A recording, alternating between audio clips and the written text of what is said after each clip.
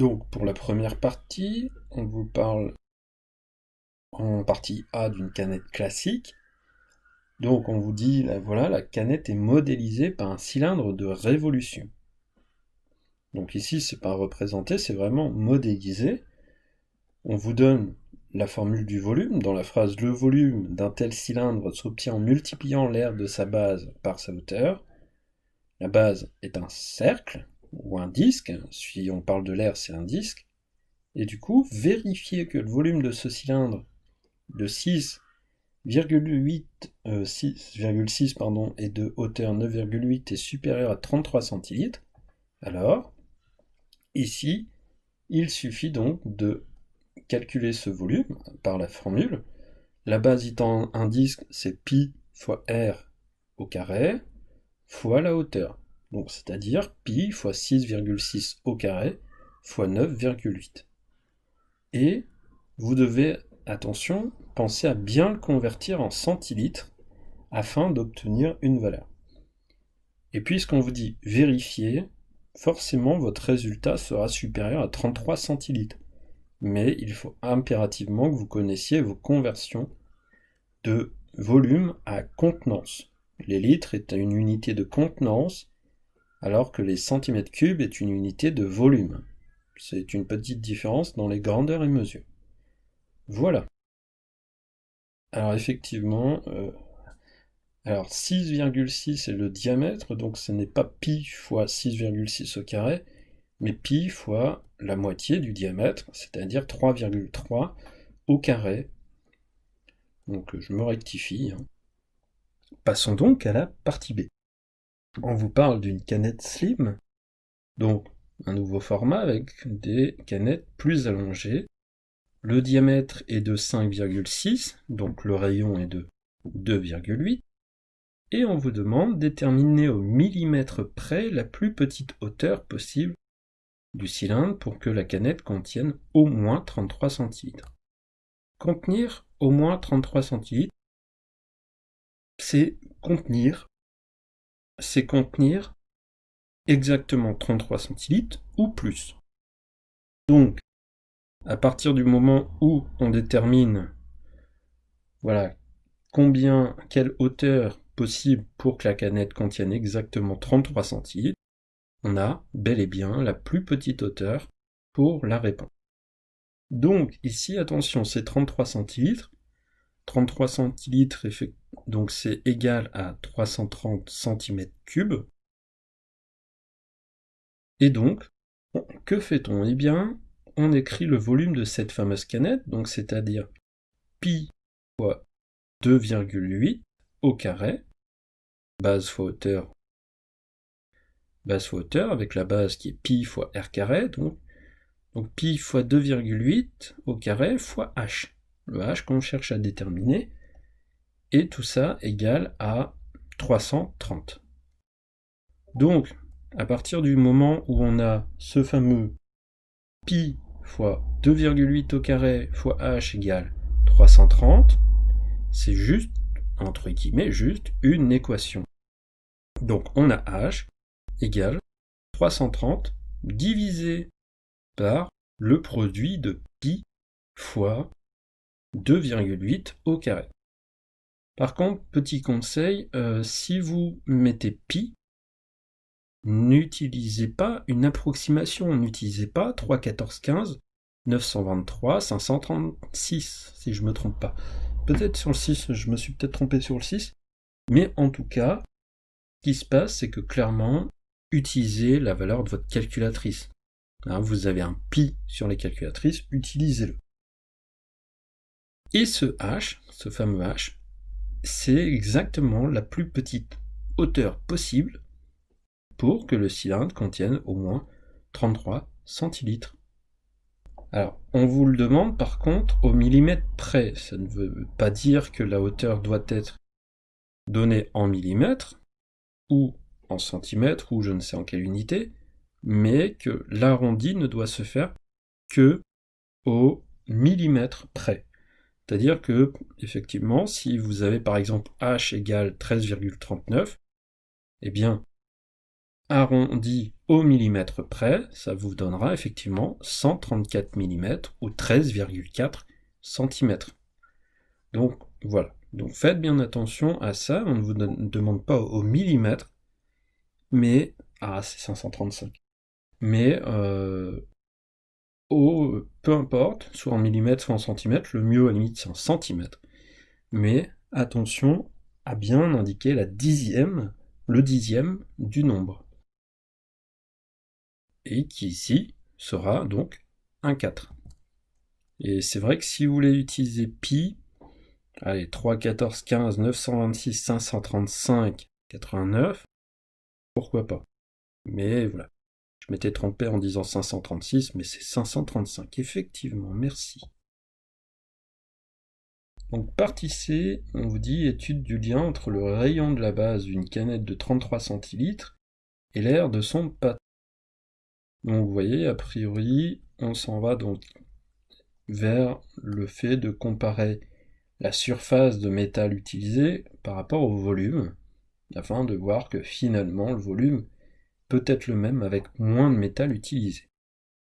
Alors, on vous dit, on appelle R le rayon, modélisant la canette de 33 centilitres et H sa hauteur, en centimètres. On vous dit, vérifiez que H égale 330 divisé par pi R carré. Donc ici, c'est un patron. C'est le patron, donc il faut avoir bien en tête ce qu'il en est. Donc, vous aviez le volume, mais ici, on s'en fiche. Ici, c'est vraiment le patron. Il faut que vous puissiez avoir la décomposition, ou à la limite, ce que j'appellerais une ouverture, l'ouverture, le dépliement, si vous voulez, d'un objet. Un rouleau de sopalin, par exemple, une boîte de conserve, etc. Donc, ici, que se passe-t-il? On vous demande de montrer que H est ce 330 divisé par pi r carré. Alors, dans cette première question, le 330, c'était effectivement quand même le volume, hein, c'était le volume en centimètres cubes, et vous saviez que c'était pi r carré fois la hauteur. Et donc, la hauteur, c'est finalement juste, si c'est pi r carré fois h égale 330, et bien en divisant par pi r carré de chaque côté, vous avez h égale 330 divisé par pi r carré. C'est tout. Enfin, c'est tout. Faut bien penser au fait qu'on divise de chaque côté, et qu'à gauche, ça simplifie, et qu'à droite, on a ce pi r. Pour la question 2. Pour la question 2, finalement, on a donc l'histoire de la figure qui nous est donnée, avec les deux disques, le rectangle, et on vous dit exprimer la longueur grand L en fonction de R. Alors, donc, grand L, ici, ce qu'il faut avoir comme idée, alors j'ai un peu dit les choses avant, mais c'est pas grave, c'est que ce grand L, en fait, fait le tour du disque. C'est le contour du disque. Qui dit contour du disque dit périmètre. Et donc, grand L, c'est rien d'autre que égal au périmètre du disque. Donc, effectivement, le fameux 2πr. Donc, grand L, eh bien, ça sera égal à 2πr. Et puis, voilà. Donc, question 3. On vous demande de vérifier que l'air en centimètres carrés de la partie rectangulaire du patron est 660 divisé par R. Eh bien ici, c'est pas très compliqué. En réalité, l'air, c'est un rectangle, donc c'est grand L fois H. Le grand L, on l'a calculé juste avant. On a dit que c'était pi fois R, enfin 2 fois pi fois R, puisque c'était le périmètre du disque. Donc, longueur fois H, c'est 2π fois R fois la hauteur, et cette hauteur, on l'a dans la question 1. Donc on a 2 fois pi fois R fois 330 sur pi fois R au carré. Et en simplifiant les pi en haut et en bas, un R en haut et en bas, puisque R carré c'est R fois R, vous avez un R en haut, il vous reste bien 2 fois 330, qui fait le 660, et il vous reste le R en bas, qui fait le 660 sur R. Et ainsi, on a cette fameuse réponse à la question petit 3. Donc voilà.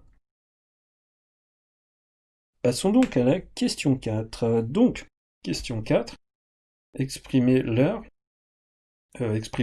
total A du patron du cylindre en centimètres carrés en fonction de R. Donc, alors, vous avez deux possibilités. Soit vous trouvez facilement, soit vous regardez dans la partie D. Alors, pourquoi? Parce que si vous l'avez, c'est tranquille. Vous savez que l'air total, c'est quoi? C'est l'air des deux disques, plus l'air du rectangle. L'air des deux disques, c'est pi r carré. Mais vu qu'il y en a deux, c'est 2 fois pi r carré. Et l'air du rectangle, pardon, eh bien vous l'avez dans la question 3. Donc c'est 2 pi r carré plus 660 sur r. Eh bien, figurez-vous que si vous avez lu le sujet avant, eh bien, dans la partie D, on vous dit bien que l'air exprimé en centimètres carrés de la surface de métal nécessaire,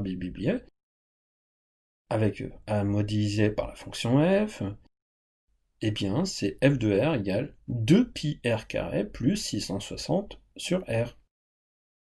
Exactement la même chose que ce que je vous ai dit juste à l'instant. Donc voilà en tout cas pour la question 4. Passons maintenant à la partie D, donc lecture graphique. Donc on vous donne le graphique pour la fonction qui modélise en fait l'air, l'air du cylindre, enfin tout ce qu'on a vu avant. Et on vous demande de répondre par lecture graphique aux questions suivantes. Donc ici, par lecture graphique, ça veut dire pas besoin du tout de justification. De toute façon, ça se verrait clairement si vous faisiez n'importe quoi avec ce graphique. Alors par contre, l'image est pas terrible, je trouve. Donc il faut essayer de bien lire et de bien détecter le truc. Alors on vous demande quel est l'air de la surface de métal nécessaire pour un cylindre dont la base est à un rayon de 1,5 cm. Donc, puisqu'on vous a parlé que la fonction, elle dépendait de R, donc R, ça va être l'abscisse. Donc le rayon se lit sur l'axe des abscisses et l'air se lit sur l'axe des ordonnées. Alors, malheureusement, les nombres sont très peu lisibles. Ça, c'est comme ça dans le sujet. Néanmoins, on distingue quand même à peu près les choses, mais c'est vrai que c'est pas terrible. Donc, on peut deviner que les graduations de l'axe des abscisses va de 0,5 en 0,5, tandis que l'axe des ordonnées semble aller de 50 en 50. Donc, pour 1,5 cm pour la question 1. Donc, on regarde au niveau des abscisses où est le 1,5, il correspond à la troisième graduation. On remonte verticalement jusqu'à l'intersection avec la courbe, et cette courbe semble avoir une intersection pour une valeur d'air qui est 450. Donc, pour 1,5, on a 450 centimètres carrés pour le coup. Ensuite, on vous dit à quelle valeur, question 2, à quelle valeur du rayon du cylindre correspond une aire de 300 cm². Donc 300 cm², alors pareil, il faut essayer de détecter. Donc 50, 100, 150, 200, 250, 300. 300, si on regarde, on voit que la courbe a deux endroits où eh bien, on a un point, un rayon tel que le volume est de 300. On a donc dans un premier temps une valeur pour 2,5 et dans un second temps une valeur qui semble être alors j'essaye de lire bon, qui semble pas loin de 5,25 on pourrait dire. Ouais, 5,25 semble correct en termes de valeur. Ensuite, on vous dit déterminer laquelle de la canette classique ou de la canette slim, utilise le moins de surface de métal pour sa réalisation. Justifiez la réponse en donnant les valeurs lecture graphique effectuée. Donc, la canette classique, son rayon c'était la moitié de 6,6, donc 3,3, tandis que la canette slim c'était 2,8. Donc, sur le graphique, on regarde, donc pour 2,8, à peu près, 2,8, on a une R un peu inférieure à 300, peut-être 270, 275, difficile de dire précisément, tandis que pour 3,8, alors, si je me trompe pas, pour 3,8, on a, du coup, si je me trompe pas, une R qui est un peu plus faible, qui est autour de 2,70. Donc aussi étonnant que ça puisse paraître, finalement la canette classique a une R de métal plus faible que la canette slim. Ainsi, ça nous permet de dire que finalement c'est la canette classique qui utilise moins de surface de métal pour sa réalisation que la canette slim. C'en est presque surprenant au vu des termes employés, mais bon. Ensuite, pour la question 4, on vous dit à quelle valeur du rayon correspond la surface minimale de métal nécessaire à la fabrication d'une canette de 33 centilitres. Alors, là encore, c'est un petit peu difficile à dire, surtout que la courbe n'est absolument pas symétrique pour le coup, donc on ne peut même pas se dire, tiens, ça serait telle valeur, mais à vrai dire, on pourrait dire par lecture graphique que ça serait donc entre 3,5 et 4, et pour le coup j'ai envie de dire 3,75. Alors attention, de toute façon, ce 3,75 n'est qu'une valeur approchée par une lecture. Néanmoins, voilà, si vous disiez, je sais pas, 3,7 ou 3,8, ou un truc comme ça conviendrait tout autant. Là-dessus, il n'y a pas de souci. Passons donc à la partie E, utilisation d'un tableur. Donc, ici, on vous donne une copie d'écran d'une feuille de calcul utilisée. Donc petit 1, écrire une formule qui, entrée dans la cellule B2 et étirée vers la droite, permet d'obtenir les valeurs de f de r sur la ligne 2. Petite note, pi, avec des parenthèses, du tableur renvoie la valeur de pi avec une précision de 15 décimales. Ce qui est pas trop mal. Je dois l'avouer. Bon, moi j'aimerais bien que ça renvoie bien plus de décimales, mais c'est mon petit côté mathématicien, et puis voilà. La formule, on avait que f de r, c'était 2 fois pi fois r au carré, plus 660 sur r. Eh bien, en fait, il vous suffit de reprendre la même chose, et de comprendre à quoi correspond quoi. Déjà, eh bien, une des choses, c'est le fait que le pi qu'on avait, c'est donc le pi avec les parenthèses, et le R, du coup, c'est la première ligne. Mais en B2, notre R, eh bien, c'est la cellule B1. Ainsi, on va donc écrire, pour la question 1, on va écrire dans la cellule B2, on écrira égal 2 fois pi, donc le fois, je vous rappelle que c'est l'étoile, pi, pi avec les parenthèses, fois B1, fois B1, plus 660, slash, pour le diviser, par B1. Alors, donc, je répète, égale 2 fois pi fois B1 fois B1 plus 660 divisé par B1. Voilà donc la formule à mettre dans la cellule B2, qui sera étirée vers la droite. Passons à la question 2. On vous dit utiliser cette feuille de calcul pour déterminer un encadrement le plus précis possible du rayon du cylindre, permettant de minimaliser l'air de la surface de métal nécessaire à la réalisation d'une canette de 33 centilitres. Donc ici, on voit que c'est entre 3 et 4. Donc il suffit de regarder en termes de F, donc la deuxième ligne, les valeurs la plus petite possible. Alors, du coup, il faut parcourir le tableau pour se rendre compte que finalement, eh bien, la plus petite valeur d'air, en tout cas, ça semble être 264,40. Et donc, on vous dit donc déterminer un encadrement le plus précis possible.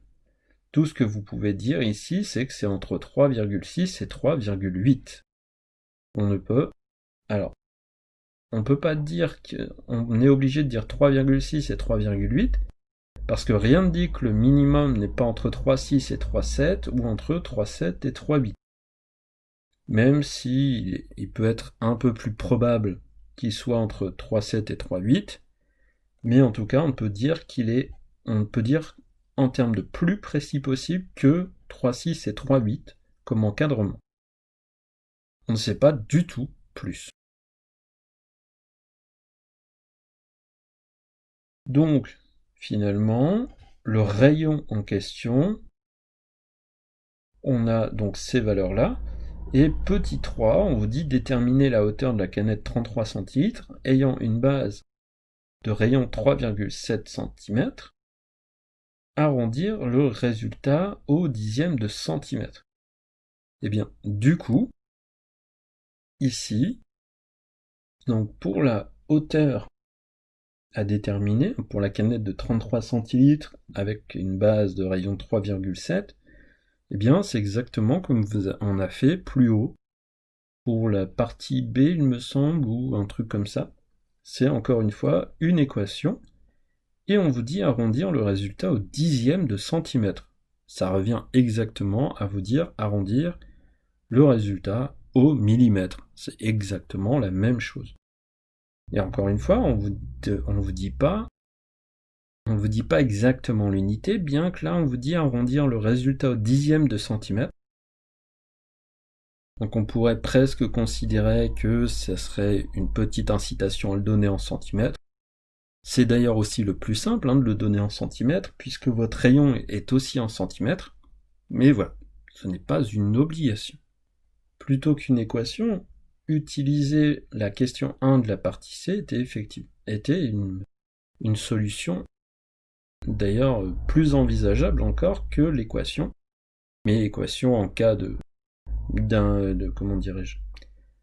en cas d'oubli de cette fameuse question, eh bien en tout cas, voilà, vous pouviez faire soit l'équation, soit vous servir de la question 1 de la partie C.